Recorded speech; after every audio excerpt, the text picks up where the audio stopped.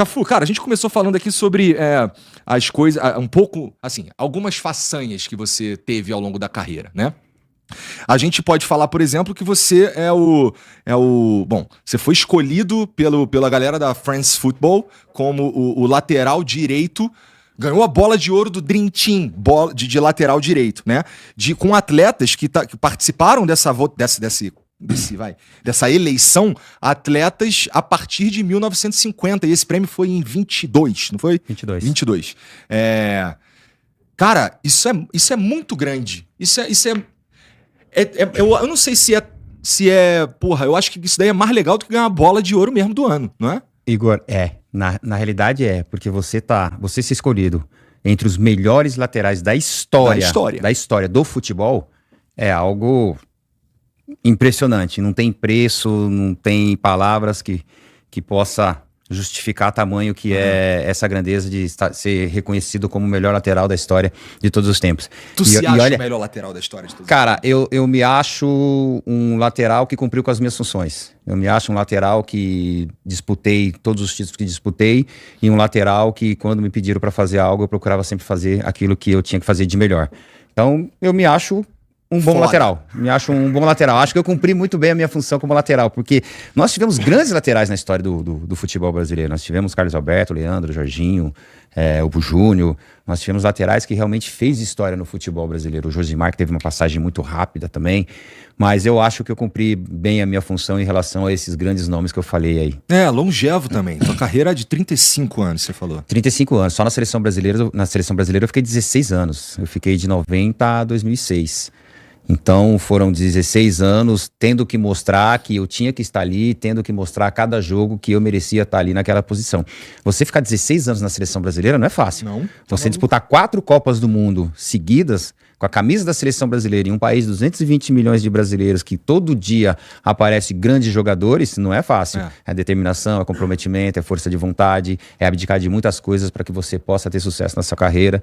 Então, quando eu vejo lá atrás que eu fui o único atleta a disputar 3 finais de Copa do Mundo, eu falo, poxa, todo o sacrifício que eu fiz para chegar lá valeu a pena. Quando tu olha para trás para tua carreira, bom, claro que tem orgulho, você acabou de falar de toda a renúncia que precisa fazer, e tu também falou que, pô, eu fazia lá, os caras me pediam as coisas, eu dava o meu melhor pra fazer. O segredo tá aí, tá em ter bons técnicos, tá em ouvir, ser um bom ouvinte. Qual que é o segredo pra... Porque assim, você além de tudo era fundamento bom, não sei o quê, mas a gente conhece jogadores, já vimos jogadores que têm características, os caras são muito bons com a bola, mas eles não conseguem ter essa consistência que tu teve. Cara, o segredo é o treinamento. Isso é fato. O treinamento te leva quase à perfeição. Mesmo treinando, talvez não chegamos à perfeição. Mas o treinamento é de extrema importância, é fundamental. E outra, se adaptar, escutar e executar, que é o principal. Porque às vezes nós queremos que o treinador vá se adaptar no nosso esquema tático, vai se adaptar no nosso esquema, não. Somos nós que temos que nos adaptar no esquema do treinador. Porque o treinador não pode fazer um esquema para 11 jogadores. Então ele monta o esquema dele e nós temos que nos adaptar nesse esquema. E eu sempre tive essa facilidade. Eu procurava sempre entender o que o treinador queria, o tipo de treino que ele estava dando e da maneira com que ele queria que nós desempenhássemos dentro de campo. Isso é uma base que ele passa do esquema tático que ele quer. Agora, a parte da execução é nossa. A parte de chutar no gol é minha, a parte de cruzar é minha, a parte de defender é minha. O treinador não pode fazer isso por mim. Então, o poder de decisão dentro de campo acaba sendo nossa. E eu falo que uma coisa que é muito importante. Quando você fala os melhores, nós temos que ser os melhores naquilo que nós fazemos. Eu procurei sempre ser o melhor naquilo que eu estava fazendo. Eu sabia que eu não ia ser o melhor centroavante, não ia ser o melhor meia, não ia ser artilheiro, mas o melhor lateral eu queria ser. Então eu treinava para que eu pudesse sempre estar no topo dos melhores laterais. Isso, se ele pedisse para eu treinar 40 minutos, eu iria treinar 40 minutos. Se pedisse 50 minutos, eu ia treinar rindo 50 minutos. Se falasse pra mim depois do treino, Cafu, vamos cruzar umas 15 bolas? Com o maior prazer eu vou cruzar 15 bolas. Porque eu sabia que além de eu estar treinando, eu estava aperfeiçoando. E eu estava melhorando algo que eu sabia que poderia melhorar. Então é você querer se adaptar no esquema do treinador e querer melhorar.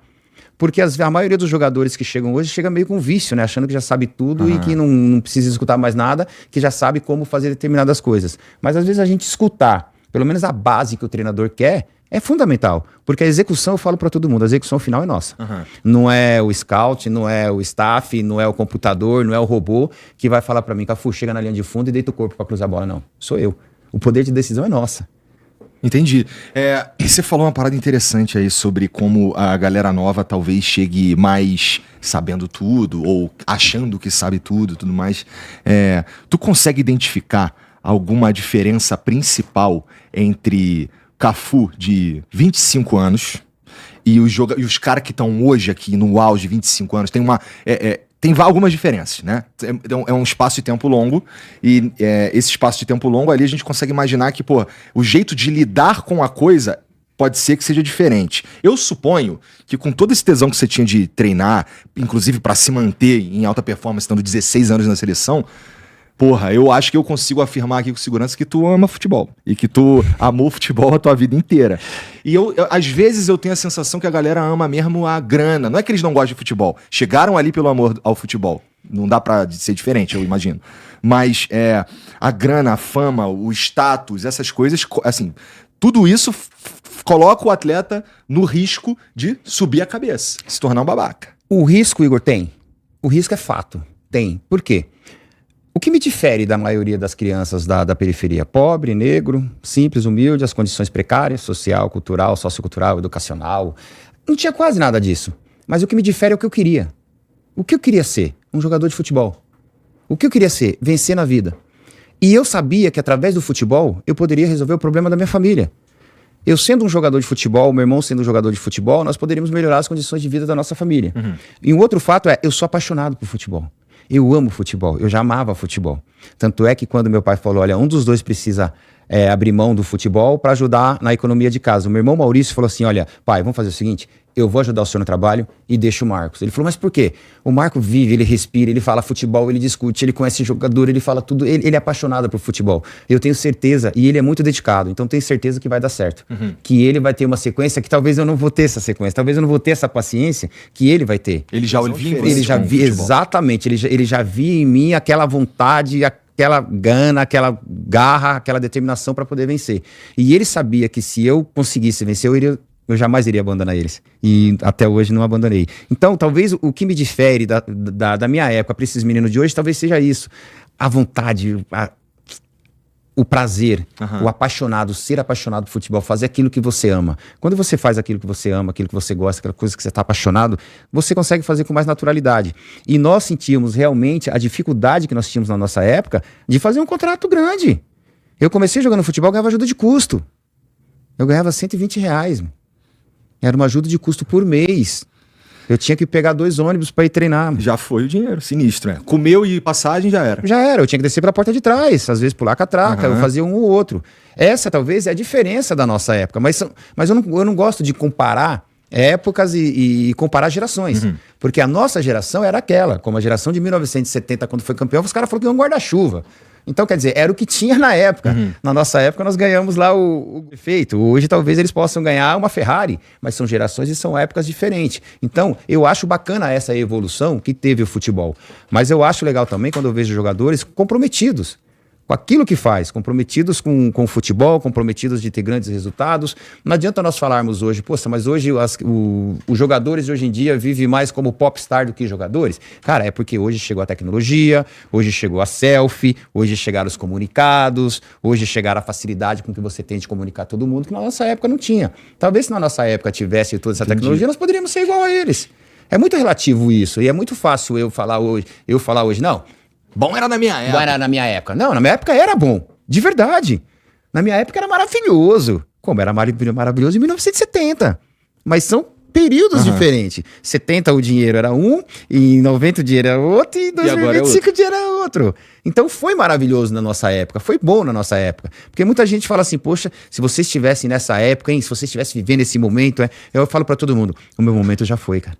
O meu momento foi quando nós fomos campeão mundial, quando eu levantei a taça de campeão do mundo, quando eu fui o único jogador na história de disputar 3 finais de Copa do Mundo. Cara, eu tô super feliz com o meu momento. Meu momento ficou e vai ficar marcado pro resto da vida na seleção brasileira. E o que eu passo pros meninos espero que o nome de vocês ficam marcados também pro resto da vida numa seleção brasileira. E como você fica marcado numa seleção brasileira? Conquistando título. Se você não conquistar título, você não fica marcado. Porque existe uma diferença muito grande entre passar pela seleção brasileira e ser campeão com a seleção brasileira. É o que eu te falei no começo, não existe esse título. O título é para sempre. E talvez aí sim possa ser uma geração que venha a ser reconhecida mundialmente como campeão do mundo. Aí a vida de muita gente pode mudar. Aí muda mesmo. Muda porque eu sabia que a minha vida poderia mudar baseado naquilo que eu fizesse. Então o que eu fiz? Eu abdiquei mão de tudo. Falei, ó, eu vou me dedicar à minha carreira de atleta. Porque existe uma diferença muito grande entre o jogador de futebol e o atleta profissional. Eu sempre quis ser um atleta profissional. O jogador de futebol joga até hoje com 55 anos. Uhum. Eu vou lá, jogo, vou embora. Agora, ser atleta profissional é você abdicar de tudo em prol de um único objetivo. Qual que é o seu objetivo quando você está na seleção brasileira? É ser campeão do mundo. É. Não tem outro pensamento, não tem outra coisa que você não tem que pensar. Eu tenho que pensar, são 45 dias concentrado para uma Copa do Mundo, são 45 dias que eu vou pensar só em treinar, descansar, jogar e ser campeão do mundo. Acabou. Eu tinha esse pensamento, eu tinha isso comigo. E eu falava, caramba, eu sou novo, ganhei dinheiro, não tinha nada. O pouco que eu tinha, eu falava, eu tô rico. Uhum. Eu falava, tô rico, nunca tive esse tanto de dinheiro na mão. E agora, o que fazer? Ganhar mais e conquistar mais. Aí eu coloquei metas. Vou jogar até determinado período. Tu respeitou essa meta? Me respeitei. Boa. E dava pra jogar mais. Mas eu respeitei. Eu falei, no máximo que eu vou jogar até 38 anos, 38, 40. E eu achei que eu ia jogar até os 40. E eu iria, só não joguei.